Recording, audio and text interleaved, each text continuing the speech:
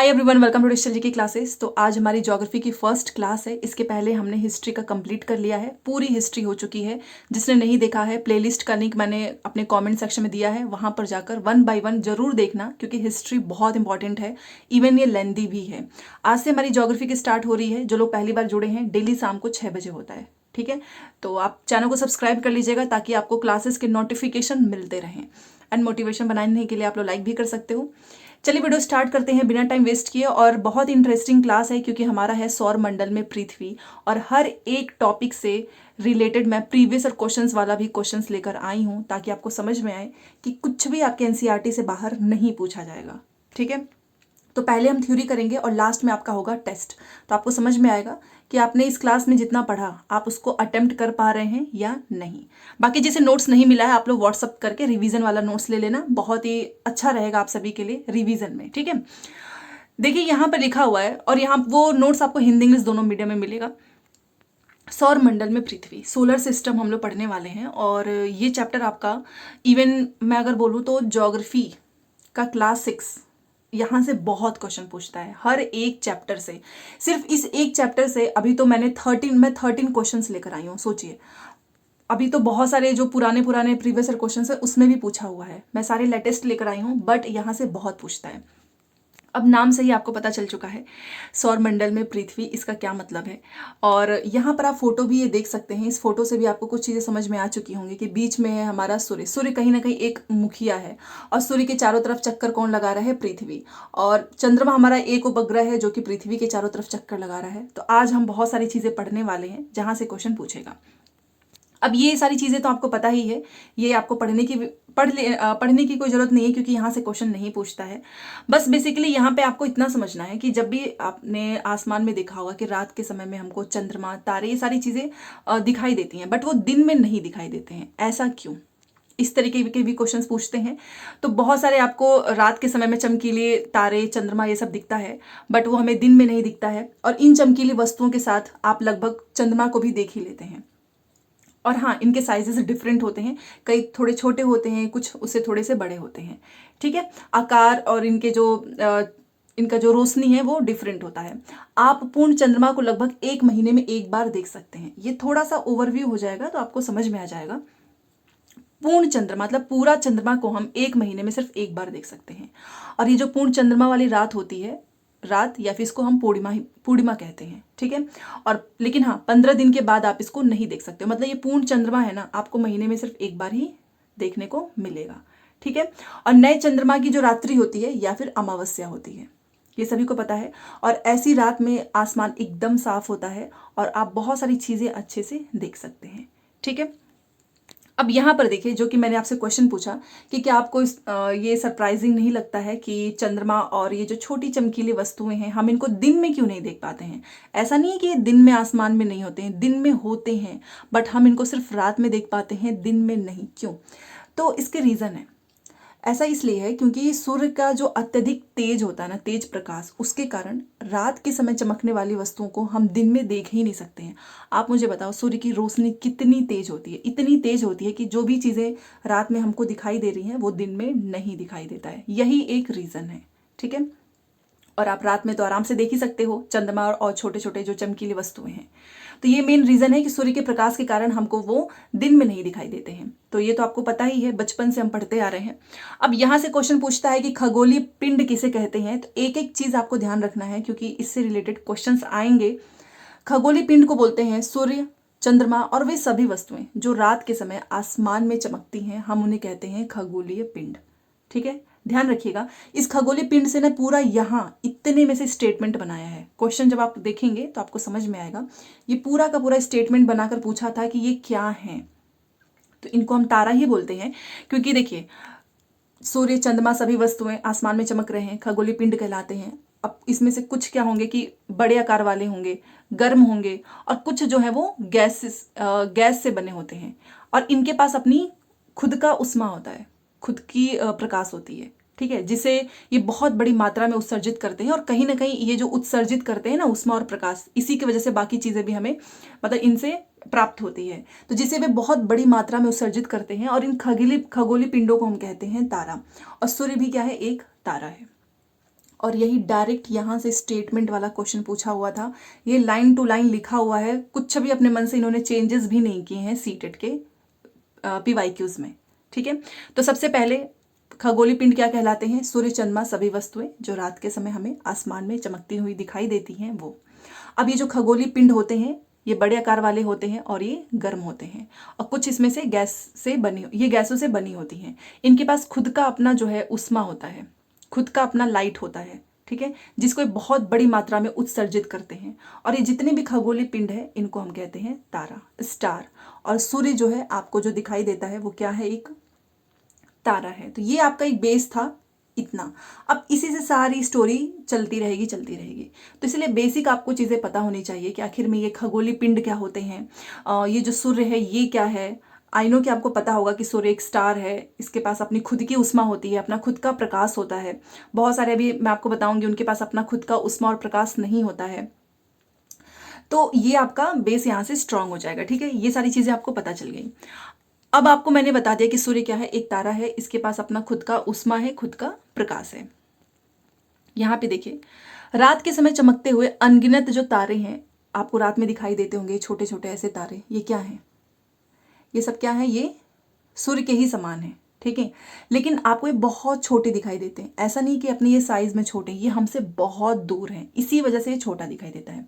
चंद्रमा देखिए हमसे पास में है, और सूर्य भी हमसे बहुत ज़्यादा दूर नहीं है इनके कंपेयर में, इसलिए सूर्य भी हमें थोड़ा सा बड़ा दिखाई देता है। तो ये क्या है? ये है तो सूर्य के ही समान में, लेकिन इतने ज़्यादा दूर हैं कि ये हमको एकदम छोटे से भी दिखाई देते हैं। और हम लोग इनका जो इनकी लाइट है, इनका खुद का उष्मा है, खुद का प्रकाश है, बट हम इन्हें महसूस भी नहीं कर सकते हैं, फील नहीं कर सकते हैं। जैसे आप सन की लाइट, सन की जो गर्मी है आप महसूस कर सकते हो, आप इनकी महसूस नहीं कर सकते हैं, क्योंकि ये हमसे बहुत दूर हैं। ठीक है, और इसलिए छोटे छोटे दिखाई देते हैं। ये भी यहाँ तक क्लियर हो गया। अब इसके बाद से देखिए, यहाँ पर सारी चीज़ें इसमें नहीं पढ़नी है, जो एग्जाम में पूछा जाता है मैं सिर्फ आपको वही बताऊंगी, और इवन नोट्स में भी मैंने इसलिए वही सारी चीज़ें दी हैं जो कि एग्जाम में पूछता है।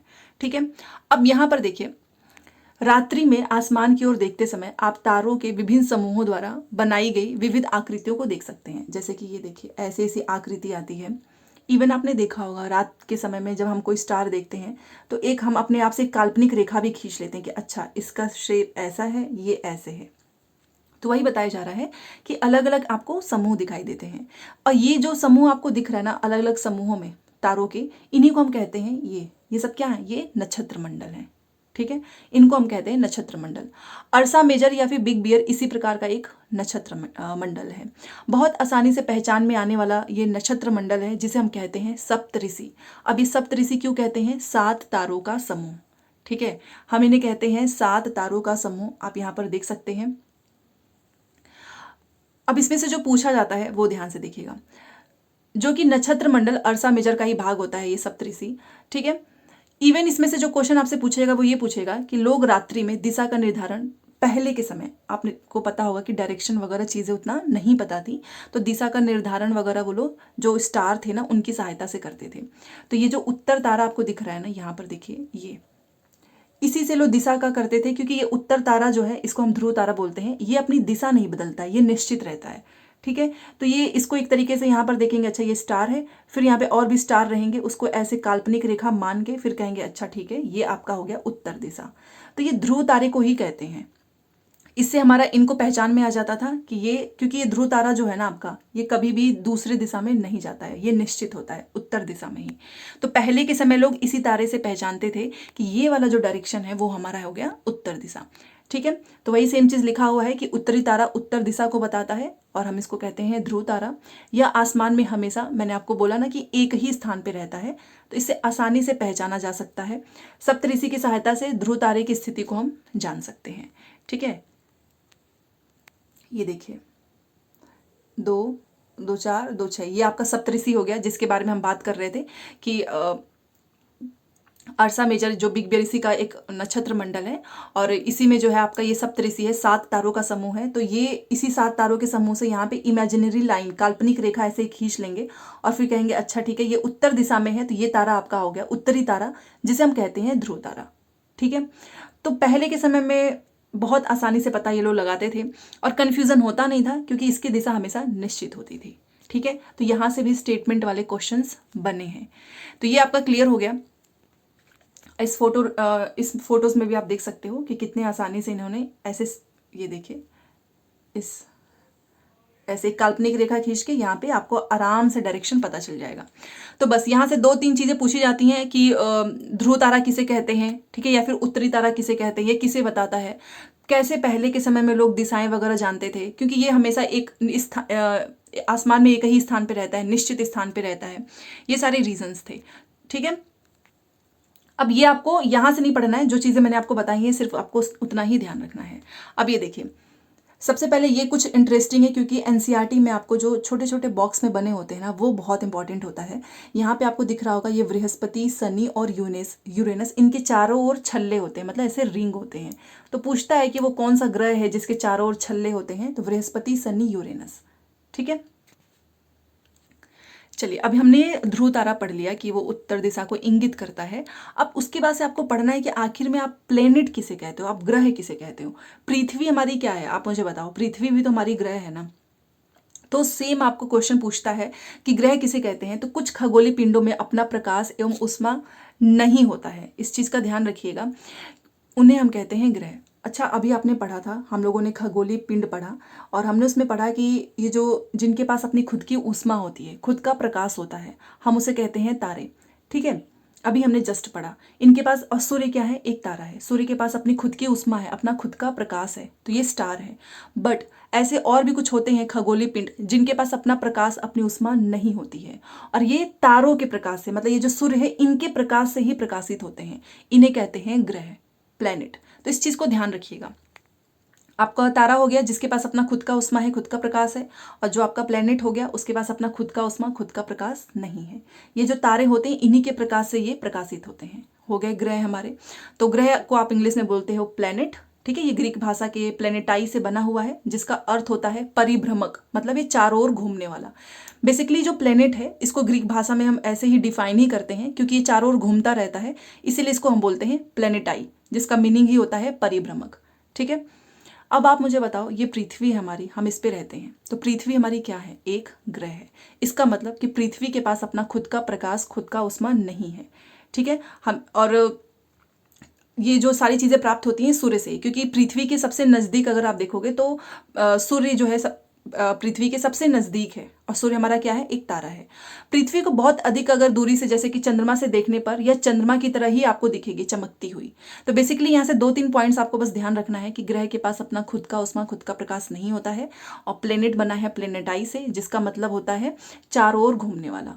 हम जिस पे रह रहे हैं, मुझे ये बताने की भी जरूरत नहीं है, पृथ्वी पे रह रहे हैं, ये क्या है, एक ग्रह है। पृथ्वी हमारी क्या है, ग्रह है। और पृथ्वी से रिलेटेड क्वेश्चन पूछता भी है कि ये आकार में, साइज में कितने नंबर पे है, ये भी क्वेश्चन पूछा हुआ है।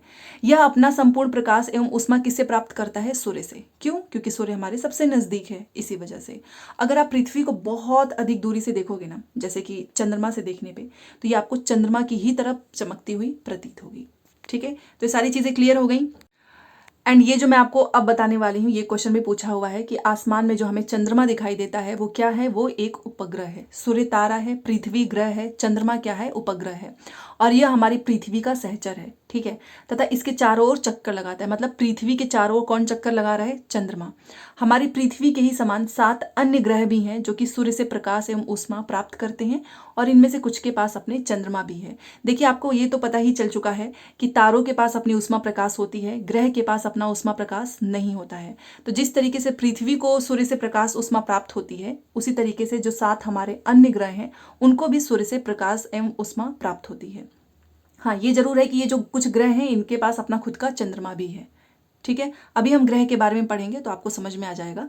तो ये आपको चीजें क्लियर हो चुकी हैं कि पृथ्वी का जो है चक्कर कौन लगा रहा है, चंद्रमा। और ये क्वेश्चन पूछा है कि कितने दिन में अपना चक्कर पूरा करता है। वैसे ये क्लास अगले चैप्टर का क्वेश्चन है, बट हम इसे डिस्कस जरूर करेंगे यहाँ पे, ठीक है। अभी आप मुझे बताओ, हम लोग बोलते हैं सौर मंडल, सोलर सिस्टम। अब ये सौर मंडल हम इसे क्यों कहते हैं, क्योंकि सौर, जो ये सौर है ना, इसका संबंध होता है सूर्य से, मतलब सन से, ठीक है, सूर्य से संबंधित होता है। तो इसीलिए हम सूर्य के परिवार को क्या कह देते हैं, सौर मंडल, ठीक है। इस चीज का ध्यान रखिएगा, क्योंकि सौर मंडल में जो सूर्य होता है ना, वो मुखिया होता है, और ये इस सौर का मतलब ही होता है सूर्य। तो ये सूर्य से संबंधित है, तो ये हो गया हमारा सोलर सिस्टम। अब इस सौर मंडल में जो आपसे पूछता है वो डायरेक्ट ही पूरी की पूरी लाइन पूछता है कि सौर मंडल क्या होता है, किसे कहते हैं, इसका मुखिया कौन है। तो देखिए सौर मंडल में आपका सूर्य हो गया, 8 ग्रह जो कि अभी हम पढ़ने वाले हैं, मरकरी विनस ये सब आपका उपग्रह हो गया, और कुछ अन्य खगोलीय पिंड। खगोलीय पिंड किसे कहते हैं कमेंट सेक्शन में जरूर बताएं। जैसे कि क्षुद्र ग्रह हो गया, उल्का पिंड हो गया, ये सब मिलकर सौर मंडल का निर्माण करते हैं। ठीक है, और इसको हम एक फैमिली का नाम दे देते हैं जिसमें सूर्य जो है वो मुखिया है। ठीक है, अब जब सूर्य की यहाँ पर बात आ गई है तो सूर्य के बारे में पढ़ते हैं। सूर्य हम स्टार्टिंग से ही पढ़ रहे हैं कि एक तारा है, इसके पास अपना खुद का उष्मा है, खुद का प्रकाश है। प्लस आपने वो जब हम पढ़ रहे थे खगोलीय पिंड, तो वो सारी चीज़ें हमने पढ़ी ही हैं, जो कि अभी मैं आपको क्वेश्चन दिखाने वाली हूँ। तो इसी तरीके से जो आपका सूर्य है सौर मंडल के केंद्र में स्थित होता है।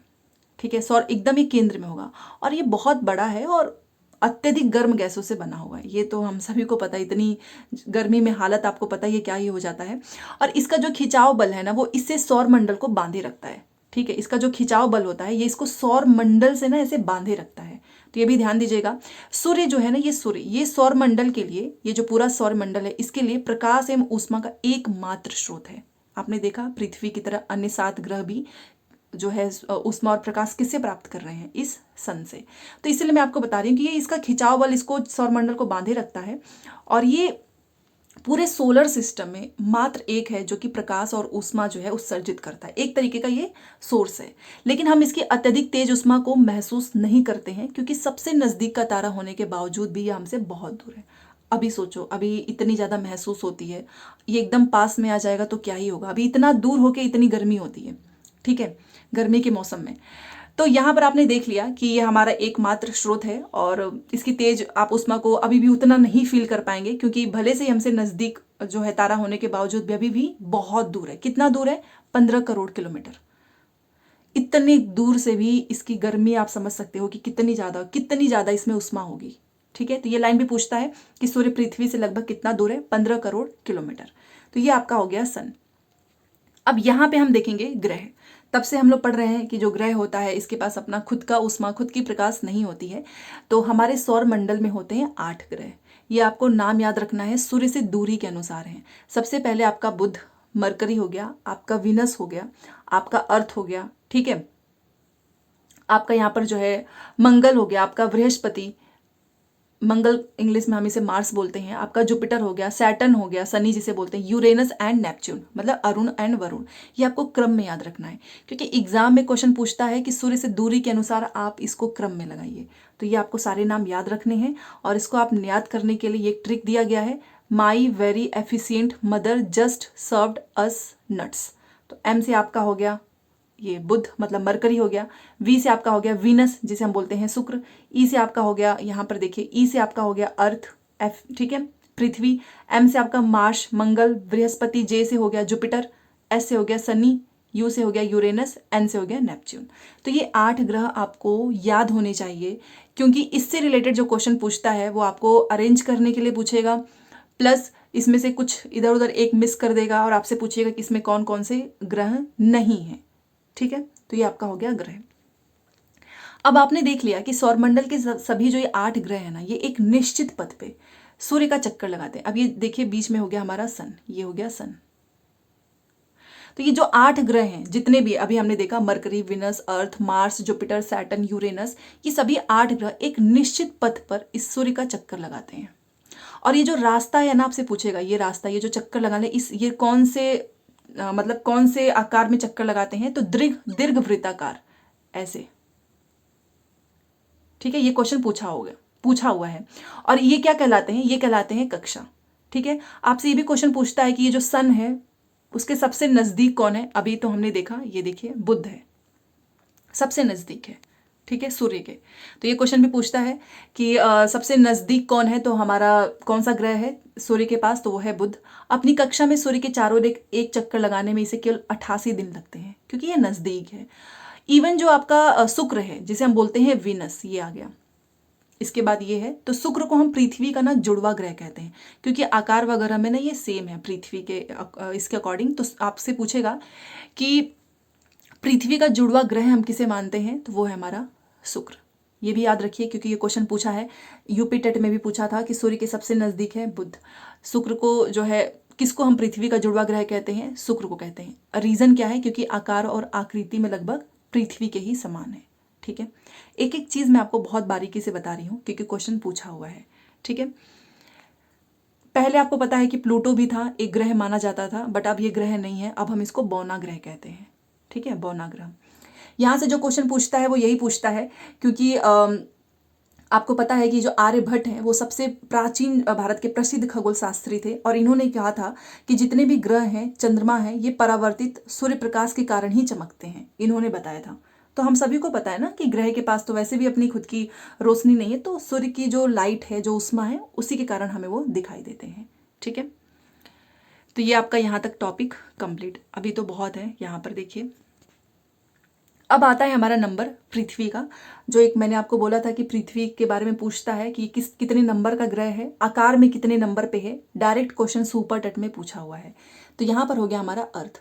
अब देखिए, पृथ्वी हमारी ग्रह है, सूर्य से प्राप्त होती है इसको लाइट, जो उष्मा है। तो इवन ये सूर्य से पास भी, अभी सोचिए बहुत दूर है, पृथ्वी से सूर्य बहुत दूर है, 15 करोड़ किलोमीटर है, फिर भी इतनी ज़्यादा महसूस होती है हमें इसकी उष्मा। तो सूर्य से अगर मैं दूरी के हिसाब से बोलूँगी तो पृथ्वी जो है ना, ये अर्थ, ये तीसरे नंबर का ग्रह है। ठीक है, ये तो यहाँ से ही आपको याद हो गया होगा। ये देखिए, पृथ्वी सबसे पहले बुध है, उसके बाद से शुक्र है और तीसरे नंबर पे है पृथ्वी। सूर्य से दूरी के अनुसार पूछा है, बट अगर मैं आकार में बोलूँगी तो आकार में ये 5वें नंबर पे बड़ा है, पृथ्वी। तो यही दोनों पॉइंट्स आपको याद रखने हैं क्योंकि ये कंफ्यूज भी कर देता है। तो अगर देखो सूर्य से दूरी के हिसाब से पूछेगा तो पृथ्वी हमारी तीसरे नंबर पे आ गई। अगर आपसे साइज में पूछेगा तो ये 5वां है, सबसे बड़ा ग्रह है। तो दोनों को कंफ्यूज मत होना, दोनों में साइज में कितने नंबर पे है? 5वें पे है। और ऐसे सूर्य से दूरी में कितना है? तीसरे पे है। ठीक है, अच्छा, पृथ्वी का ना आपने देखा होगा, लोग पूछते हैं कि इसका आकार कैसा है, कोई बोलेगा अंडे के जैसा है, कोई बोलेगा बॉल के जैसा है। तो ये ध्रुवों के, ये जो ध्रुव है ना, इस पे थोड़ी सी चपटी है और यही कारण है कि इसके आकार को हम बोलते हैं भू आभ। ये क्वेश्चन पूछता है किसका आकार, इंग्लिश में हम इसे बोलते हैं जियोइड। ठीक है, भू आभ का अर्थ होता है पृथ्वी के समान आकार। तो ये ध्यान रखिएगा। अब आपको पता ही है कि हम पृथ्वी पर रह रहे हैं, तो आखिर में यहाँ पर जीवन क्यों पॉसिबल है? क्योंकि यहाँ पे ऑक्सीजन है, ना तो ये ज़्यादा गर्म है, ना तो ये ज़्यादा ठंडा है। हमारे लाइफ के लिए जो भी चीज़ें ज़रूरी हैं वो सब कुछ है यहाँ पर, और इसी कारण हम पृथ्वी को एक यूनिक प्लैनेट भी कहते हैं। ठीक है, अगर आपसे बोला जाए ना कि सौर मंडल का सबसे अद्भुत ग्रह कौन सा है, तो वो पृथ्वी है, क्योंकि यहाँ पर लाइफ पॉसिबल है और इसके बहुत सारे रीज़न हैं। ठीक है, जो भी हमारे लिए, हमारे जीवन के लिए ज़रूरी है, वो सारी चीज़ें हमारे पृथ्वी पर पाई जाती हैं। ठीक है, इवन पृथ्वी जो है वो ब्लू कलर का दिखाई देता है, नीले रंग का दिखाई देता है, क्योंकि इसके 2/3, क्वेश्चन याद रखिएगा पूछा हुआ है, 2/3 सतह, कितना सतह? 2/3 सतह पानी से ढका हुआ है, इसीलिए हम इसे कहते हैं ब्लू प्लैनेट। ठीक है, तो ये हो गया आपका पृथ्वी। अब एक क्वेश्चन ये पूछा था, डायरेक्ट यूपी टेट में भी पूछा हुआ है कि प्रकाश की गति लगभग, यहाँ पर देखिए, ये तो नहीं पूछा था, लेकिन हाँ ये पूछा है कि सूर्य के प्रकाश को, ये देखिए, सूर्य के प्रकाश को पृथ्वी तक पहुँचने में लगभग कितना समय लगता है? तो 8 मिनट का। ध्यान दीजिएगा, सूर्य हमसे बहुत दूर है, उसके बावजूद भी जो सूर्य का प्रकाश पृथ्वी पर आता है मात्र 8 मिनट में पहुँच जाता है। ठीक है, चलिए अब ये फोटोज में देखिएगा, ये जो नील आर्मस्ट्रॉन्ग है, ये पहले व्यक्ति थे जिन्होंने 20 जुलाई 1969 को सबसे पहले चंद्रमा की सतह पर कदम रखा था। ये है चंद्रमा, इस पर सबसे पहला कदम इन्होंने ही रखा है, नील आर्मस्ट्रॉन्ग। ठीक है, चलिए अब चंद्रमा के बारे में पढ़ते हैं। ये अंतरिक्ष से लिया गया चंद्रमा का फोटो है, इस तरीके से दिखता है। अब ये तो हमने पढ़ लिया कि ग्रह पढ़ लिए हमने, तारे पढ़ लिए, पृथ्वी और 8 ग्रह जो भी पढ़ना था सब कुछ पढ़ लिया। अब चंद्रमा जो है ना, हमारी पृथ्वी जिस पे हम लोग रह रहे हैं, हमारी पृथ्वी के पास केवल एक उपग्रह है और वो है चंद्रमा। ठीक है, इसका व्यास जो है ना, वो पृथ्वी के व्यास का केवल 1/4 है। आपको ये चंद्रमा आपने देखा होगा, कई हमें जो बड़ा इसलिए दिखाई देता है क्योंकि बाकी के जो ग्रह हैं ना, उनके कंपेयर में, जो अन्य खगोलीय पिंड है उनके कंपेयर में ये थोड़ा नज़दीक है। ऑब्वियस सी बात है, जो जितना हमारे पास होगा वो हमें बड़ा दिखाई देगा, जो जितना दूर होगा वो छोटे दिखाई देंगे। ठीक है, तो ये रीज़न तो सभी को पता है। यह हमसे लगभग 3,84,400 किलोमीटर दूर है। ठीक है, तो इस तरीके से चंद्रमा के बारे में याद रखना है कि ये पृथ्वी का पास केवल एक उपग्रह है और इसका व्यास पृथ्वी के व्यास का केवल 1/4 है। ठीक है, चलिए, अब उपग्रह की बात आई है तो उपग्रह से रिलेटेड कुछ चीज़ें हमें पढ़नी चाहिए। जैसे कि यहाँ पर देखिए, ये क्वेश्चन पूछा हुआ है कि उपग्रह क्या होते हैं। तो उपग्रह एक खगोलीय पिंड है जो कि ग्रह के चारों ओर, अब देखिए ये सूर्य है, सूर्य के चारों ओर चक्कर लगा रहा है। पृथ्वी हो गए, बाकी के जो ग्रह हैं, ठीक है। तो उपग्रह जो होता है वो एक खगोलीय पिंड होता है जो कि ये जो ग्रह हैं इनके चारों ओर चक्कर लगाता है, ठीक है। जिस प्रकार से ये ग्रह, यहाँ पर मैं सन लिख देती हूँ, ये देखिए, ठीक है। तो जिस प्रकार से जो ग्रह हैं, ये ग्रह हैं, ये किसके चक्कर लगा रहे हैं, सूर्य के चारों ओर के चक्कर लगा रहे हैं। उसी प्रकार से जो उपग्रह हैं जो कि खगोलीय पिंड है, ये यहाँ पे ये ग्रहों के चारों ओर चक्कर लगा रहे हैं। तो इतनी सारी चीजें क्लियर हो गई। ये हमारा सन हो गया, इसके चारों तरफ जो ये ग्रह चक्कर लगा रहे हैं, इनके चारों तरफ कौन चक्कर लगा रहा है, ये सारे उपग्रह खगोलीय पिंड है, ठीक है। तो ये सारे पॉइंट्स आपको याद रखना है, क्योंकि ऐसे ऐसे स्टेटमेंट बनाकर पूछेगा ना कि कंफ्यूज ही हो जाएंगे। बाकी कुछ मानो भारतीय उपग्रह हैं, उनके बारे में आपको नाम याद रखना है, वो ये हैं, ये सारे याद रखिएगा। इनसेट, IRS, एडोसेट, ये होते हैं हमारे भारतीय उपग्रह। तो डायरेक्ट ये क्वेश्चन पूछा हुआ है, ठीक है। चलिए, तो ये भी हमने पढ़ लिया, चंद्रमा भी हमने पढ़ लिया, हमने उपग्रह भी पढ़ लिया कि ग्रहों के चारों ओर उसी प्रकार चक्कर लगाता है जिस प्रकार जो ग्रह है वो सूर्य के चारों ओर चक्कर लगाता है, ठीक है। यहां तक सारी चीजें क्लियर हो गई। अब ये पढ़ना है, आपको पता है कि पृथ्वी का एकमात्र उपग्रह है चंद्रमा, और ये चंद्रमा जो है वो पृथ्वी का एक चक्कर लगभग 27 दिन में पूरा करता है। स्टार्टिंग में जो मैंने आपको बताया था ना कि ये पृथ्वी का चक्कर तो लगा रहा है, बट लगभग एक चक्कर लगाने में इसको कितने दिन लग रहे हैं, 27 दिन।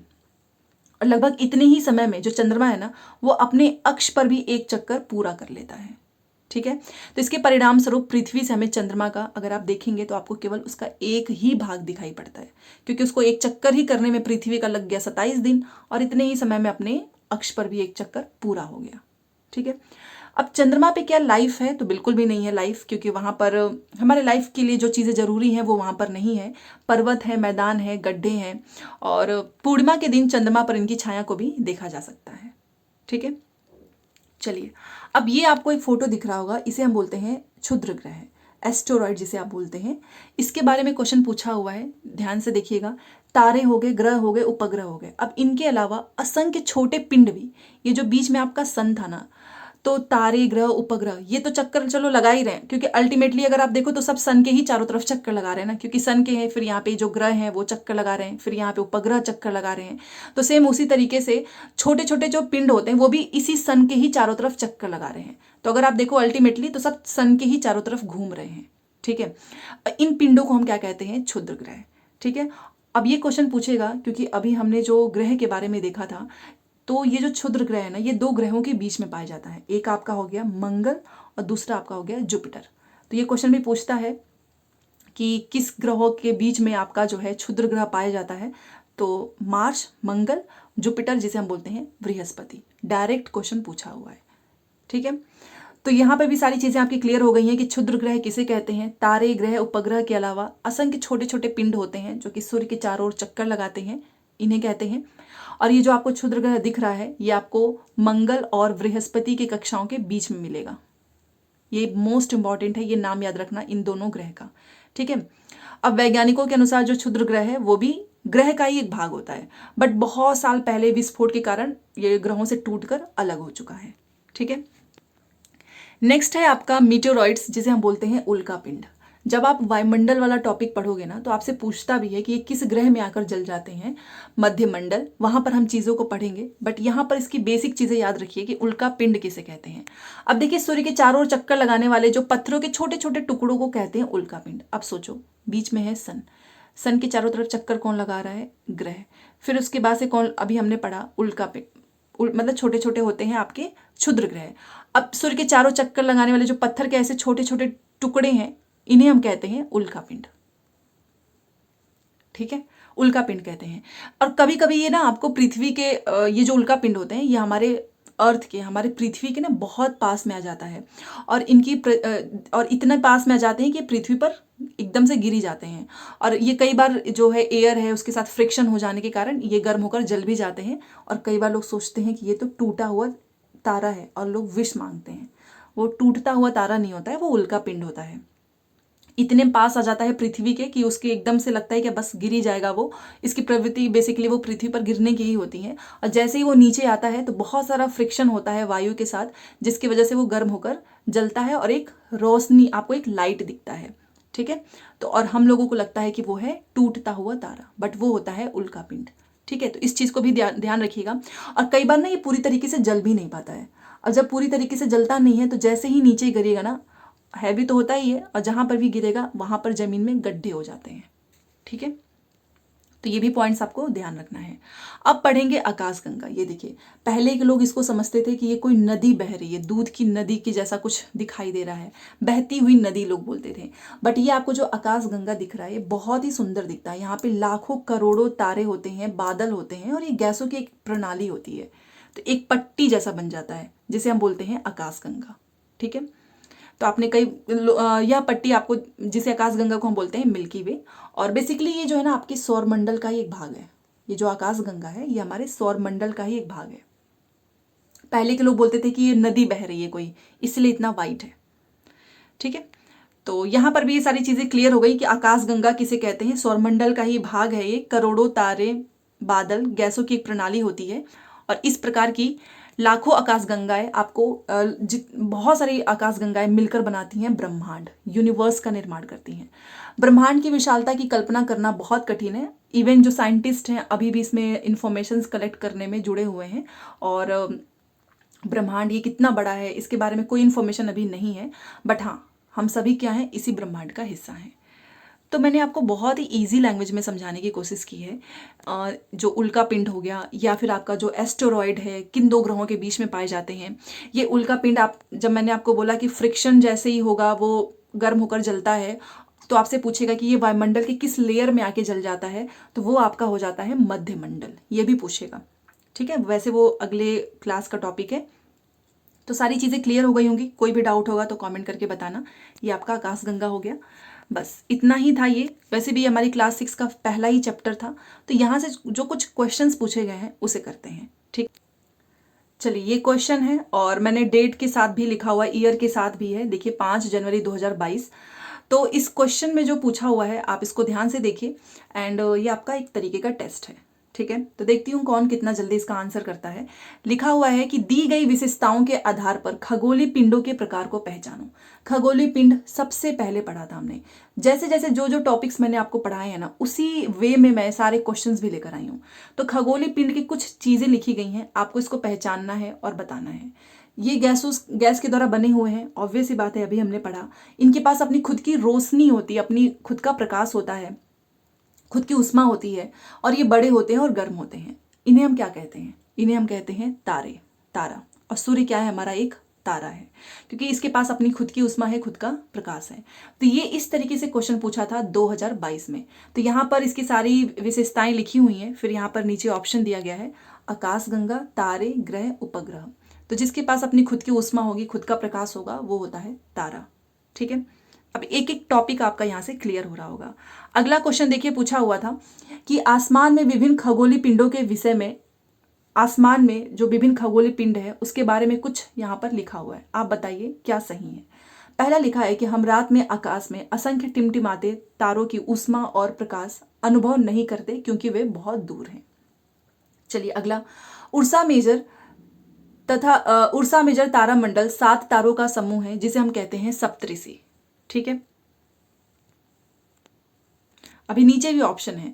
ध्रुव तारा अपना ये देखिए खगोलीय पिंड की बात हो रही है, तो इस चीज का ध्यान रखना। खगोलीय पिंड, सारे स्टेटमेंट सही है, बट खगोलीय पिंड के बारे में क्या सही है? तो पहला तो आपको पता ही है कि खगोलीय पिंड आप किसे कहते हो? जो तारे हैं, वो बहुत सारे तारे हैं, और हम उनके उष्मा प्रकाश को फील नहीं कर पाते हैं बिकॉज वो बहुत दूर हैं। उसके बाद से आपका सप्तऋषि जो हम नक्षत्र मंडल का पढ़ रहे थे, उसके बाद से ये आपका ध्रुव तारा अपना स्थान बदलता रहता है। ये तो गलत है, ध्रुव तारा अपना स्थान नहीं बदलता है, और इसी वजह से हम पता लगाते हैं कि ये उत्तर दिशा में है। अभी हमने पढ़ा, इसका फिक्स होता है जगह। नेक्स्ट, चंद्रमा अलग अलग समय पर अलग अलग आकार में विभिन्न अवस्थिति में दिखता है। जी हाँ, ये भी सही है। ये 3 जनवरी को पूछा है 2022 में।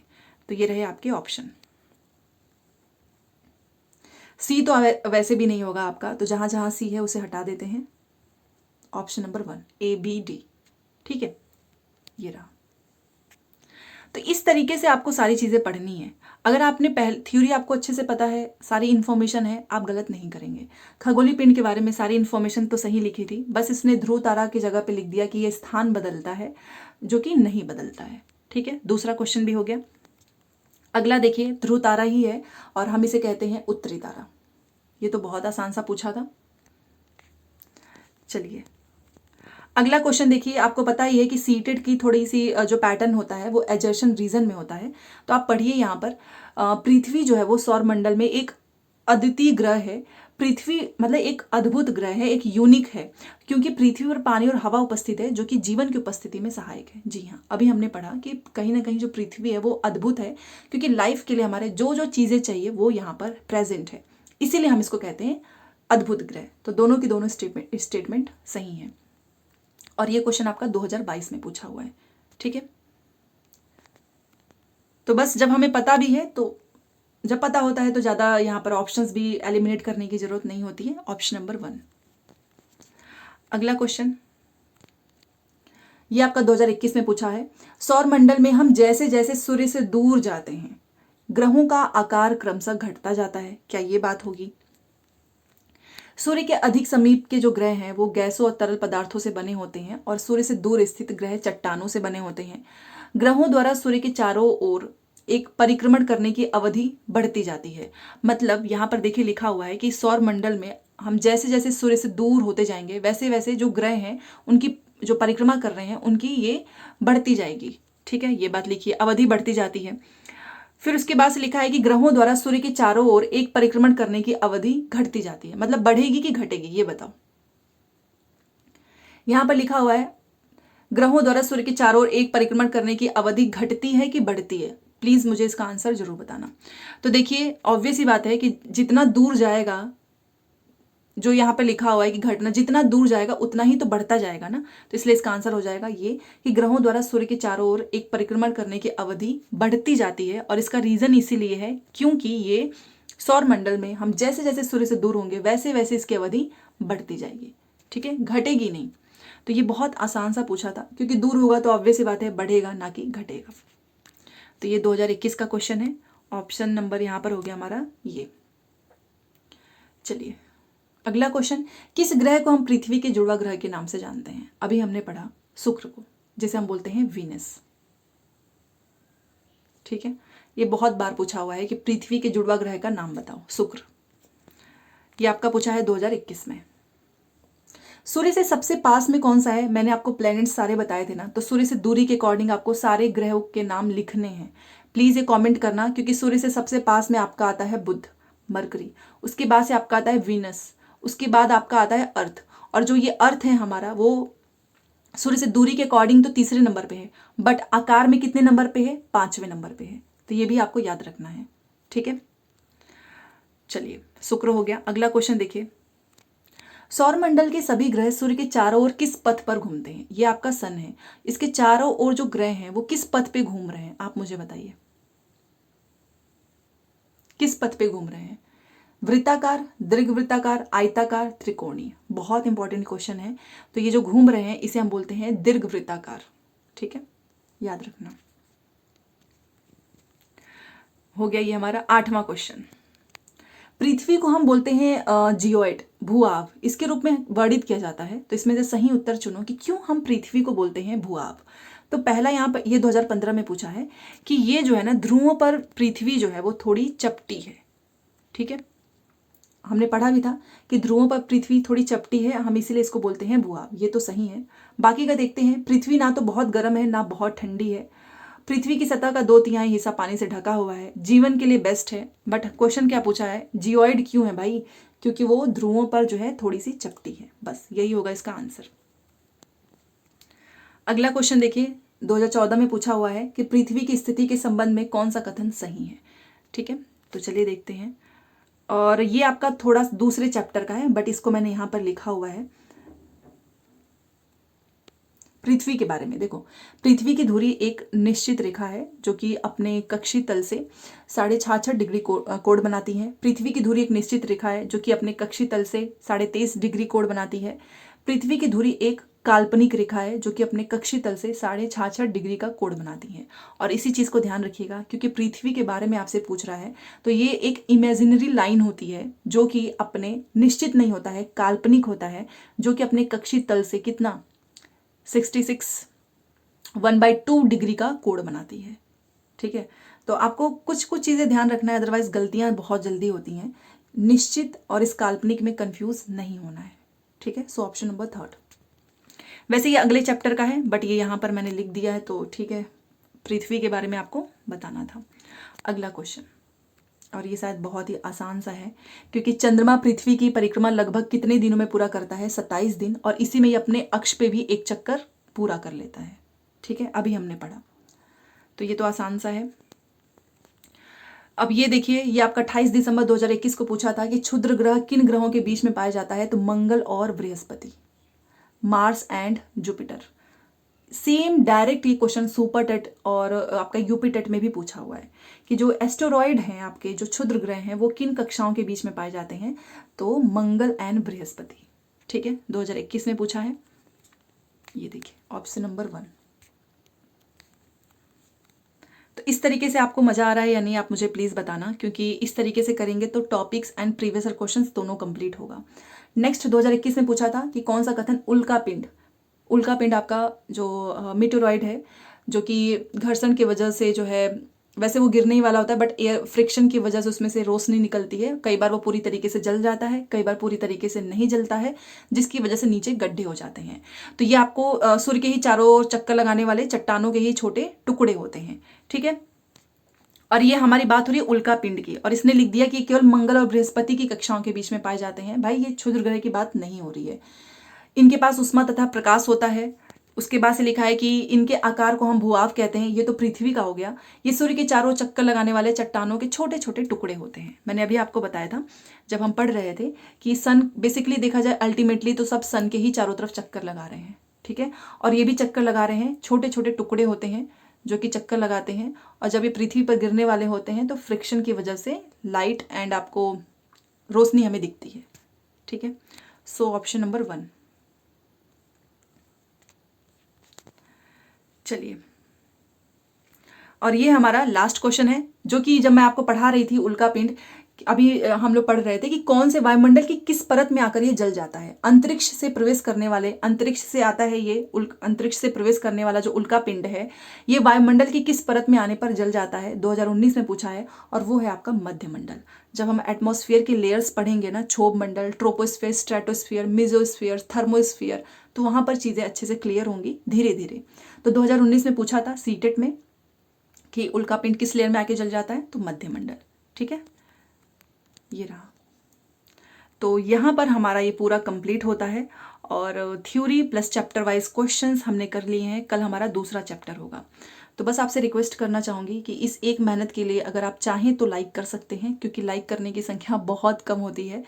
बहुत कम स्टूडेंट्स लाइक करते हैं, लोग वीडियोस देख के चले जाते हैं। तो प्लीज़ आप मुझे ज़रूर बताइएगा, इससे पता चलेगा कि आपको क्लास पसंद आ रही है कि नहीं आ रही है, एंड कमेंट करके बताना कि क्लास कैसी लगी। ठीक है, चलिए मिलते हैं नेक्स्ट क्लास में। बाकी रिवीजन के लिए प्लीज़ नोट्स ले लेना, क्योंकि एग्जाम से कुछ दिन पहले फिर नोट्स लोग लेते हैं, उसमें उतना बढ़िया से तैयारी नहीं हो पाती है। मिलते हैं नेक्स्ट क्लास में। Thanks for watching.